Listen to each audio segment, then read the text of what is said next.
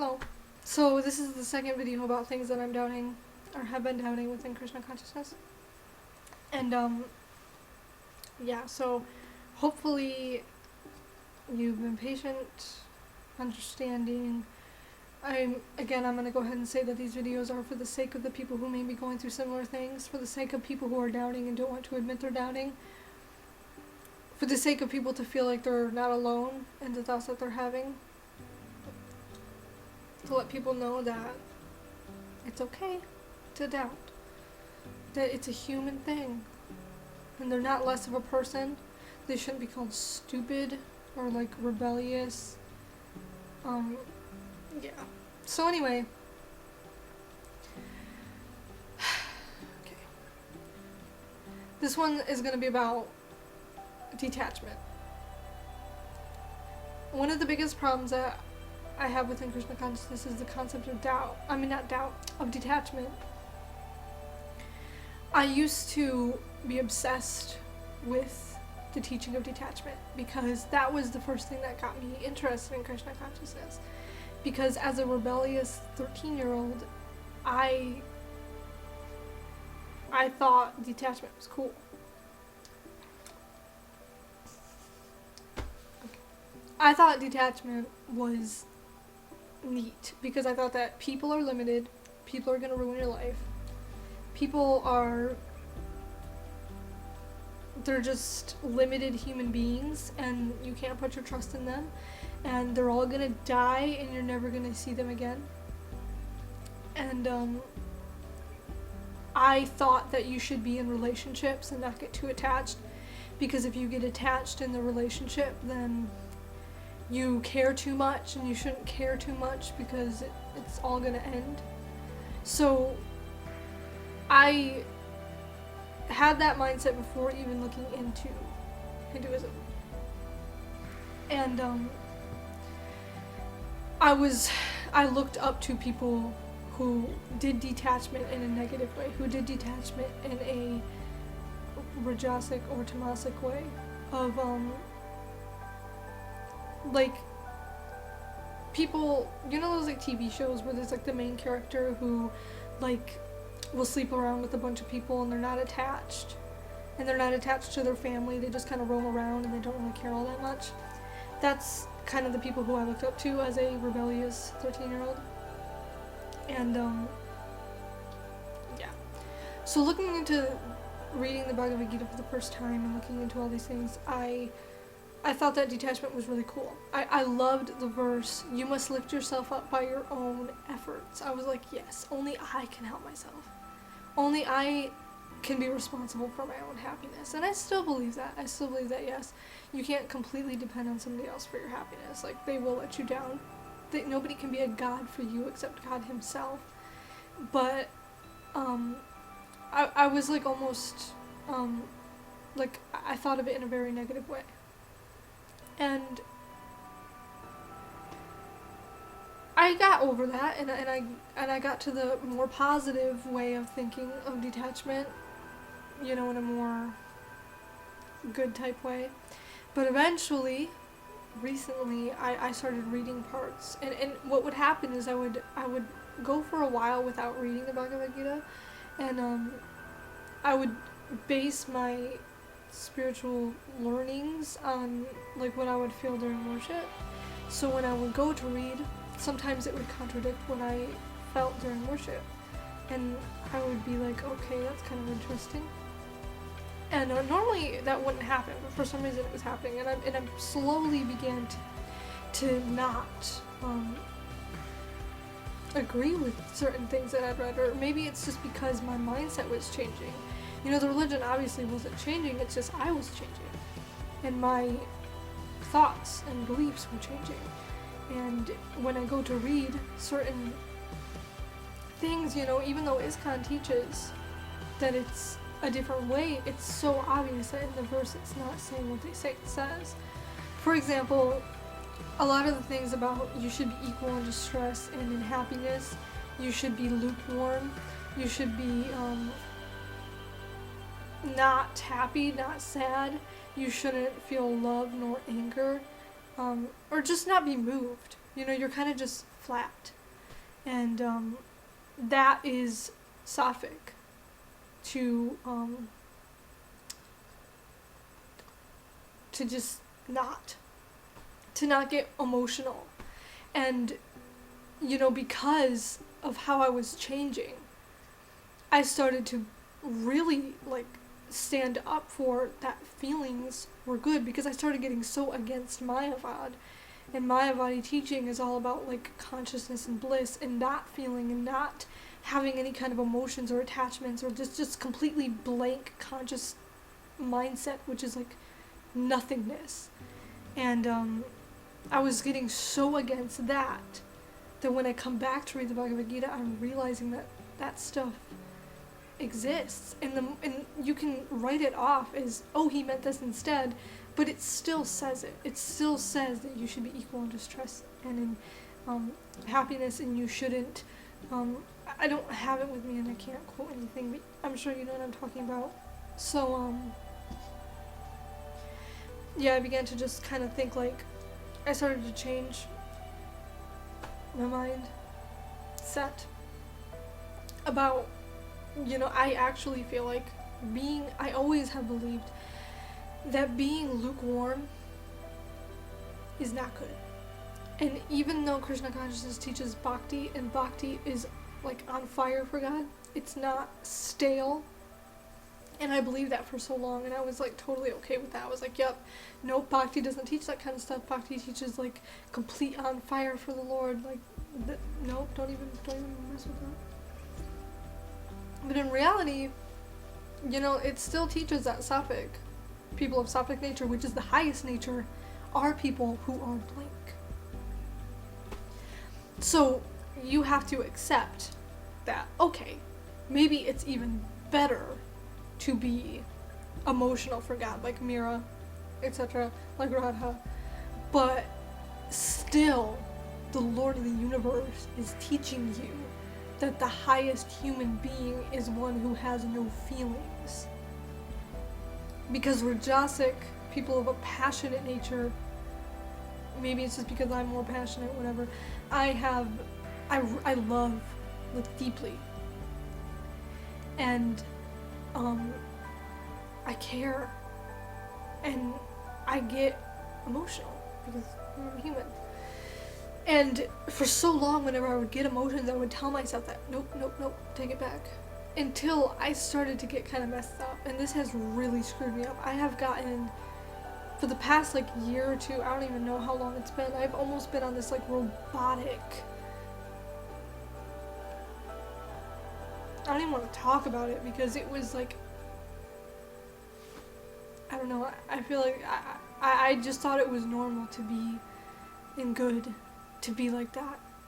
The only time I would have feelings is when I would do worship, and I would be able to stir up love. But other than that, I would come back to the world and I would just be blank. I felt I couldn't be moved. I felt I shouldn't be moved. And I even felt I even wrote a song about it, that Krishna's trying to make me numb. He's trying to keep me completely numb from the world, so I'm not moved by anything but him. And that's what I felt like. And that kind of mindset kind of ruined me. And it can ruin you if you're not careful. And I just want to say that's something that can really mess you up for some time. And I think sometimes some people, I'm not saying all people, like I said, this is my experience, I'm not saying everyone is like this. You might argue and be like, oh, I never feel that way. Okay, good for you, that's great, that's a good thing. But I'm just saying this is me. Some people get a distaste for the world, and they get and they end up convincing themselves that that's a good thing. To just completely, I don't want this, nope, get it away from me. They feel okay, so say this is, this is some hot chocolate going on, okay. Someone gives it to you and you're just I shouldn't want this. Or you taste it and you like it. Your human instinct is to tell you, this is delicious. But you're I have to be equal. I have to be okay with it, And that's one of the things that teaches you that the Sapphic nature, you really have taste. You know, you're not supposed to like something, you're not supposed to not like something, you should be able to just take everything and not like it nor dislike it. You know, to get rid of the likes and the dislikes of this world, that's like one of the teachings, you know, of the Bhagavad Gita, is to rid yourself of likes and dislikes. So sometimes you can kind of like, you know, interpret that wrong. Like, it's a really easy thing to just completely just get wrong and then just mess yourself up. And I applaud people who have actually interpreted it correctly. I still, you know, to this day cannot do that. Because I messed it up for myself. And made it out like I can't love somebody too much. I should only love them for the sake that God is within them. I shouldn't love them for who they are. And that can, you know, and they tell you, like, okay, if you have a family, you must just focus on, like, just keep them spiritual and nothing more. You know, don't love them too much. You don't want to get too attached. You know, which is understandable. You know, if you understand it correctly, that's understandable. But it's like, I ended up getting to the point where I should be completely distasteful. I shouldn't want to have, like, a desire to, like, draw or paint or do things that, unless it's directly spiritual. I shouldn't want to like, I shouldn't like a movie or a TV show. I like, whenever I would like something, I would be like, I gotta step back, it's not spiritual, it's not legit, this is all fake. Or it's all just Maya just trying to trap me into this illusion. Disillusion. And like music, I can't listen to that stuff I used to listen to because I liked it. You know, and I shouldn't not like anything either. When I look outside and everything's beautiful, like, how much should we like it? You know what I mean? Like, it's hard to know how much you should like something because you're supposed to be free of likes and dislikes. So, the whole teaching kind of put me in a mindset of flat, just complete, lukewarm, nothing. And the only time I would have, like, strong emotions or allow myself to have strong emotions was during worship. Other than that, I would not allow myself to feel, like, strongly about something. And whenever I began to feel strongly about something, I would constantly get that voice in my head that was judging me. You know, like, sometimes I get involved in things and I get hyped about things and I want to talk about something with passion, but, you know, Rajasic, the whole Rajasic nature, they teach you that passion is wrong. And if I'm passionate about something that matters, you know, like, how far should you take that? Anyway, I'm not really 100% sure what's going on with all that.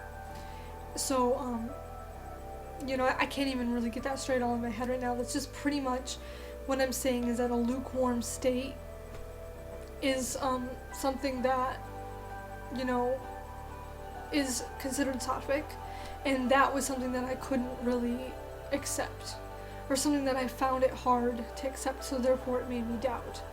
And people, I already know what people are going to say to this, that no, Krishna wants you to have feelings, Krishna wants you to love because he is love and all this stuff, but it's like, you can't deny that some of the parts of the Bhagavad Gita does say that a sattvic nature is somebody who has no likes and dislikes, who has, you know, they're not moved by family life, you know, they could easily just walk away from their family and live in the forest, like, literally. So, and they're just literally, like, doing your duty. That's another thing. That I was so, like, set on, I'm gonna have to do my dharma, and then after that, that's it. Like, why should I want a job? You know, that's why I was putting off having a job for, like, so long, because I thought it was useless. Like, I was like, my dharma isn't to work at a freaking dry cleaner's, like, come on. But, like, that's not my dharma. I'm gonna wait till my dharma of, like, something super important, like leading the world to God is my dharma, and, like, I should wait to do that. And I still feel like that is my calling eventually, but, you know, I don't know. And whenever I would tell myself this, and this doubt would go in my head, I would tell myself that was Maya, and it was trying to make me, it's like, oh, you just want to enjoy the world, and you just want to do all this stuff because you're so selfish. And I've always had this, like, inner monologue telling me that I'm selfish ever since I was a kid, because I've always been like, you're selfish, you're so freaking selfish. So I would tell myself, like, you just want to go enjoy the world. You just want to do what you want. You want to leave this because you just want to do your own thing. You want to be able to do whatever. And then I tell myself, like, no, I don't want to drink. I don't want to go out in the world and party. I just want to feel like I can live. I want to be alive. I want freedom. And not freedom to be crazy or do so many things. I just want to feel like I'm a human being. And we're humans for a reason. And I just need to be free, and it just felt like I was just not, and I was just completely bound by it. And I never noticed it because I always did let out my emotions during worship, like every night. And whenever I wasn't able to let out those emotions, I was like dead for like days. I felt like I was like freaking zombie. I was bad. Literally, like, I'd go days just complete nothing. Like, I can't even explain how horrible those days were. And there's a guy on YouTube, I don't know his name, but if he's watching this, that'd be cool. He well, actually now he's back in Krishna consciousness, but he left. And in one of his videos he talked about how when he would feel the separation from Krishna, he would feel it almost to the point of suicide. Like, it's literally so bad because you feel so numb and crappy about everything. You know, and I'm sure a lot of people can relate to that, because that's just something. You know, that's how I feel sometimes. Like, the world was just crap. And it was just a really, really, really negative way to think. And, you know, you feel that, because that was the only time that I would have emotion. And I'd let out emotion, I would be alive for a little bit, and then I'd go back to just, like, this numb. Ugh. Anyway, yeah, I said that like 1,000 times. Okay. So, yeah, again, I'll leave comments available so you can share your experiences. Thank you for being patient with me with all this stuff. I just want to get this off my chest. Like I said in the beginning of this video and in the previous video, for the sake of people who may be going through the same things, who may be questioning in the same way, to know that you're not alone, to know that other people feel this way. Like I said, if I would have known this when I was going through this, it would have really changed everything. So I just, that's the only reason, it's the only thing driving me for this. You know, I don't look forward to the angry comments I'm gonna get. I'm not gonna look forward to the disappointment that some people might have, people who may have like looked up to me, which, you know, I don't really know why you ever would, but people who have like been following my faith, you know, just been like, oh yeah, you have good faith. And then, like, suddenly here I am with all these doubts. You know, I don't look forward to disappointing people, or to making people angry, or for making people think I'm stupid, or for people just being rude. You know, like, I'm not doing it for that, obviously, and I'm not doing it for attention, or whatever. Like, I have been putting this off because I don't want that, but my desire to help other people outweighs that. My desire to reach out to the me of 4 months ago, like, really, really outweighs that. And I just really hope that even if it's just one person, that they might be able to feel less alone in what they're going through because of these videos. Okay, so I'm really not sure what the next one will be about. I actually wrote an entire article about all the things that I've doubted, so I'll look back at that and get back to you. So, thanks for watching. Blessings to you.